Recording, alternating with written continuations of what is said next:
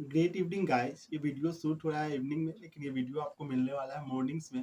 और हम तीसरे दिन का एनालिसिस लेके आए हैं, और इसमें बहुत मतलब बड़ी स्टोरी तो नहीं है इंडिया के लिए, लेकिन छोटी छोटी ही स्टोरी है, लेकिन इम्पैक्टफुल स्टोरी है। और वन बाय वन करके हम लोग डिस्कस करेंगे। सबसे पहले हम बात करते हैं the comeback story of Ajinkya Rahane का।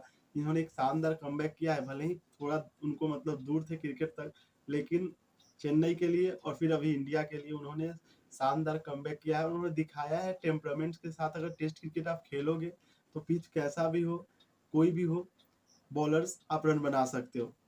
छोटी ही पारी थी शार्दुल ठाकुर की, लेकिन वो भी एक इम्पैक्टफुल पारी थी, जिस वजह से लीड को काफी हद तक कम कर पाए हैं। और ऐसा नहीं बोल सकते बहुत कम कर पाए, लेकिन इतना कम कर दिए हैं कि यहाँ से अपॉर्चुनिटी, भले ही चांसेस आप 2% ही मानो, 5% ही मानो, इवन 10% ही मानो, लेकिन एक प्लेयर्स की कमी खल रही है। नहीं तो ये 50-50 का मामला रहता अगर पंत रहते यहाँ पे तो, लेकिन पंत नहीं है तो ये मामला अभी 10% या फिर कह सकते हैं कि 5% इंडियन फेवर्स में है कि शायद इंडिया मैच जीत भी जाए। लेकिन टेस्ट के लिए दरवाजा खोल दिया है ये पारी जो दोनों का था, शार्दुल ठाकुर का और रहाणे का। और यहाँ से ऑस्ट्रेलिया भी नहीं चाहेगी कि 400 से कम स्कोर बना के इंडिया को दे चेस करने के लिए, क्योंकि इंडिया ने 2 बार ऐसा किया है कि एक बार 386 और एक बार शायद 387 का स्कोर। लेकिन उस टाइम एक इम्पैक्ट प्लेयर थे पंत, और कहीं ना कहीं उनकी कमी खलने वाली है। और देखना पड़ेगा कल कितने देर बाद मतलब ऑस्ट्रेलिया मतलब ये मतलब डिक्लेयर करते हैं, या फिर कितने जल्दी भारत विकेट निकाल पाते हैं वो 6 विकेट।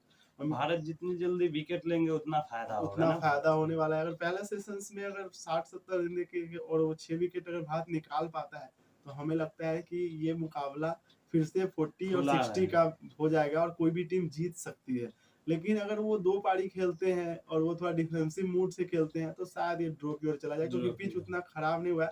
1-2 बॉल ऊपर नीचे रहती है, लेकिन वैसा तो टेस्ट क्रिकेट में होता ही है जब आप 5 दिन तक खेलते हो तो आपके मतलब रियल जो मतलब बोले तो हीरो तो ऐसे अजिंक्य रहाणे है, लेकिन क्या लगता है कि क्या बदलाव किया अजिंक्य रहाणे ने कि वापसी भी किया और प्लस में ये मैच में भी भारत को वापसी दिलाया? हाँ, अजिंक्य रहाणे मेहनती हैं, इसलिए बहुत मेहनत करके 1.5 साल क्रिकेट से दूर रहे हैं, क्योंकि उनको चांस नहीं मिलता था टेस्ट क्रिकेट टीम में या वनडे में, तो उनको उतना खिलाया नहीं जाता है। टेस्ट में ज़्यादा वो खेलते थे, वो कप्तान भी रह चुके हैं। उनको मौका उतना पिछले 1.5 साल में नहीं मिला है, क्योंकि उनका फॉर्म नहीं था, इस वजह से उनको बल्लेबाजी करने का मौका नहीं मिलता था। वो 1.5 साल बाद जब वो सीएसके में आए, तब वो प्रूव किए कि नहीं, हम पुराना वाला अजिंक्य रहाणे हैं, उनसे भी बेटर। आज हम लोग को साबित करके भी दिखाए कि पुराना वाला अजिंक्य रहाणे से अच्छा जो अभी का अजिंक्य रहाणे है वो खेल रहे हैं। तो हमें उम्मीद है कि वो बहुत मेहनत करके यहाँ पे वो पहुंचे हैं और भारत के लिए बहुत फायदेमंद पारी खेले हैं। और अगर जो वह थोड़ा सा से चूक गया, नहीं तो शतक लगा देते, तो ये पारी बहुत बड़ा मिसाल होता है भारतीय टीम के लिए और भारतीयों के लिए। तो हमें उम्मीद है कि अगला पारी जब भी भारत के आए, उसमें अगर जो अजिंक्य रहाणे का मौका मिले तो उसमें वह शतक लगाएं और वो अपना जो इस पारी में चूक गया है शतक से, उसको पूरा करें। And the way Jadeja bowled like 5 और 6 ओवर, डेफिनेटली अश्विन का कमी यहाँ पे खल रहा है, क्योंकि वो जिस तरह से बॉल अभी फेंक रहे हैं, मतलब जितने ही ओवर्स किए हैं कहीं ना कहीं वो बैट्समैन को परेशान कर रहे हैं। और अश्विन होते अगर यादव के जगह पे, शार्दुल ठाकुर के तो जगह पे अब नहीं बोल सकते, क्योंकि उन्होंने इम्पैक्टफुल पारी भी खेल दिया, तो साबित किया उन्होंने कि गलत मतलब मेरे लिए बोल रहे हो आप। विकेट्स भी क्रूशियल निकाला स्मिथ का, वो विकेट काफी शानदार था। लेकिन अगर यादव की जगह पे अश्विन होते तो शायद इंडिया 50 रन और ज्यादा बना पाती, या 30 रन और ज्यादा बना पाती, और शायद ऑस्ट्रेलिया पहले इनिंग में भी कुछ कम स्कोर करती, और इस इनिंग में भी उनका इम्पैक्ट दिखता अभी मतलब मैदान पे। लेकिन चलो, बड़े मैच में ये बड़ा मिस्टेक्स हो गया, हम आगे की ओर बढ़ते हैं। कल आपको क्या लगता है कि ऑस्ट्रेलिया अगर खेलेगी तो कब डिक्लेयर करेगी, कितने रनों का लीड लेना चाहेगी? और अगर वो मतलब ऑल आउट हो जाती है तो इंडिया कब चाहेगा कि उसको ऑल आउट कर दे? नहीं, जैसे कि इंडिया अगर जो उसको जितना जल्दी ऑल आउट करेगी, अभी वो लगभग 152 रन बना चुके हैं, तो और हम 290 प्लस का ये लीड भी 290 होता प्लस का लीड है, तो हम तो इंडिया चाहेगी कि उनको हम फर्स्ट सेकंड पारी में 200 से नीचे रोक दें, क्योंकि जितना जल्दी अगर जो इंडिया रोकेगी उतना ही इंडिया के लिए फायदा होगा। कल सुबह सुबह जब भी आएंगे तो दो, अगर जो शुरू में 2 विकेट ले लेते हैं, ग्रीन हो गए, उसके बाद लवी छाने हो गए, इनका विकेट अगर ये जल्दी भारत के लिए आ जाता है तो हमें लगता है कि 200 तक वह रोक सकते हैं ऑस्ट्रेलिया को।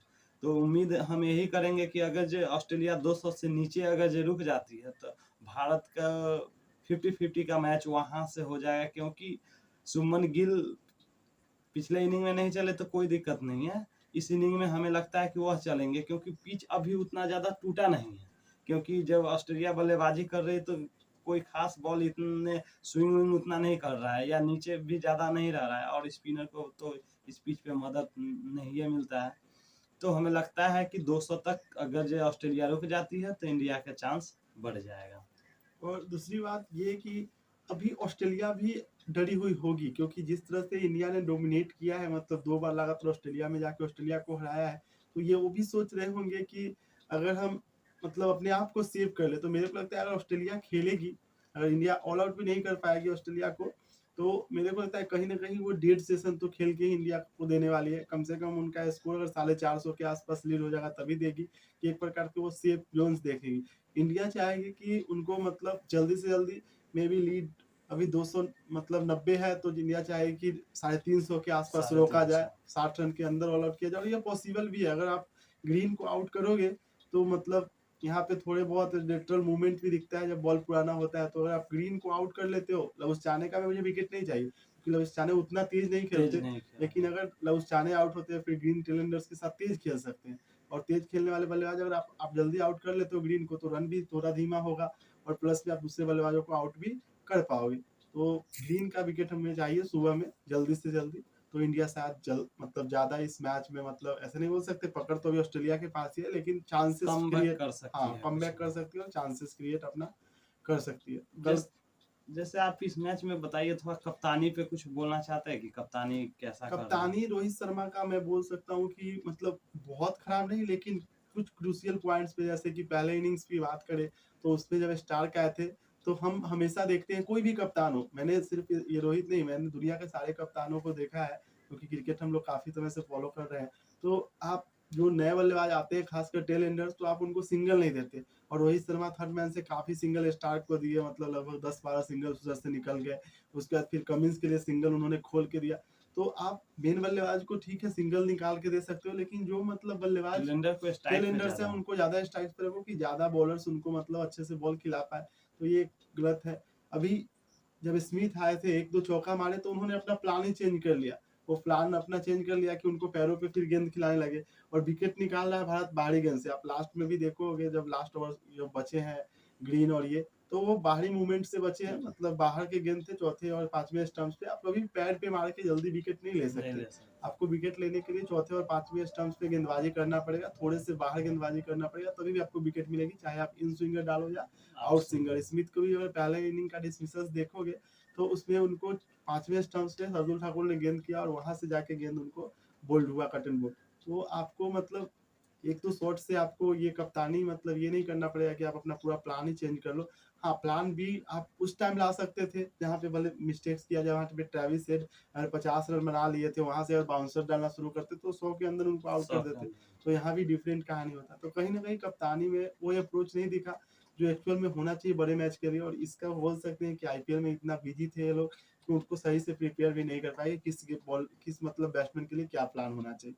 तो यहाँ पे मतलब मेरे को लगता है कहीं ना कहीं कप्तानी के साथ साथ जो मैनेजमेंट हमारा थिंक टैंक है, जो कोच है, उससे मिस्टेक्स हुआ है। अब तो हो गया, आगे का कहानी कल पता चलेगा, लेकिन हम लोग यही सोच रहे हैं कि भारतीय बॉलर्स थोड़ा सा और जान लगाए। आईसीसी ट्रॉफी है, इसको जीतना है, वर्ल्ड कप भी है इस साल, तो एक और मतलब बड़ा सवाल ये है कि केएल राहुल भी चोटिल है, श्रेयस अय्यर भी चोटिल है, और मे बी पंत भी मेरे को लगता है फिट नहीं होंगे वर्ल्ड कप तक। तो क्या लगता है कहीं ना कहीं रहाने अपना स्थान वहाँ पे मतलब पोजीशंस को अगर सेकंड इनिंग में अच्छे बल्लेबाजी करते हैं, तो क्या वर्ल्ड कप के लिए भी उनको मतलब जगह मिल सकता है क्या ओडीआई में? हाँ, बिल्कुल मिल सकता है, क्योंकि जिस तरह से अभी वो आईपीएल खेल के गए हैं, तो आप उनका जब से आईपीएल चालू हुआ है, जब से उनका स्ट्राइक रेट देखिएगा तो 120 125 उनके बल्लेबाजी की वजह से ही भारत ने इतना स्कोर बनाया कम गेंदों में। मेरे को लगता है 70 ओवर्स भी भारत नहीं खेला है, और स्कोर से हमारा 296 है। 296 है, तो मतलब 4 रन से ज्यादा का ये। तो अटैकिंग खेलते लगभग 75 के स्ट्राइक रेट से वह बैटिंग किए हैं, तो टेस्ट में 75 बहुत अच्छा स्ट्राइक रेट होता है, तो हमें लगता है कि वनडे में उनको चांस देना चाहिए, क्योंकि अभी बहुत अच्छा फॉर्म में भी है। और अच्छी बात ये है कि वर्ल्ड कप जो होने वाले हैं वो भारत में होने वाला है, तो उनको चांस देना चाहिए, क्योंकि उनके जगह पे अभी जो भी श्रेयस अय्यर है वो चोटिल है, और केएल राहुल भी है, वो भी चोटिल है, तो लगभग ये, और ऋषभ पंत है, तो उनको तो अभी बहुत फिट होने में समय लगेगा। इसलिए हमें लगता है कि इनको चांस देना चाहिए, और अगर जो इनको चांस मिलेगा तो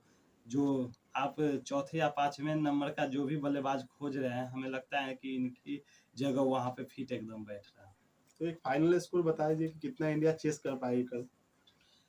अगर जो इंडिया 350 360 तक रहेगी तो उम्मीद है कि इंडिया जीत सकती है।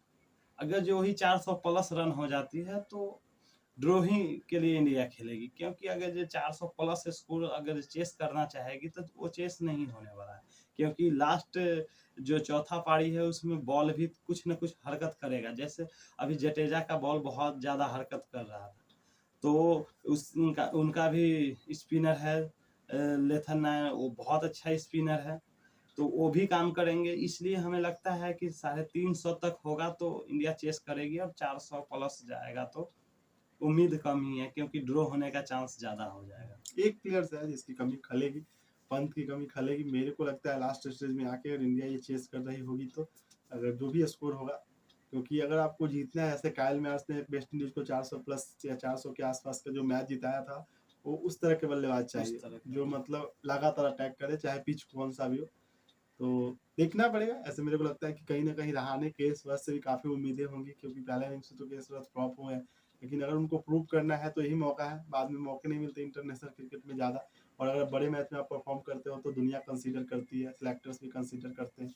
तो इसी उम्मीद के साथ कि कल भारत जल्दी आउट करेगी, पहला सेशंस में ही आउट कर देगी ऑस्ट्रेलिया को, और भारत शायद पांचवें दिन आपको पहला, मतलब पहला तो नहीं बोल सकते, मतलब ऐसे WTC के लिहाज से पहला और ICC के लिहाज से काफी समय बाद ये कप उठाते दिखेगी। तो कल फिर हम लोग लगभग 10 मिलेंगे, साल बाद।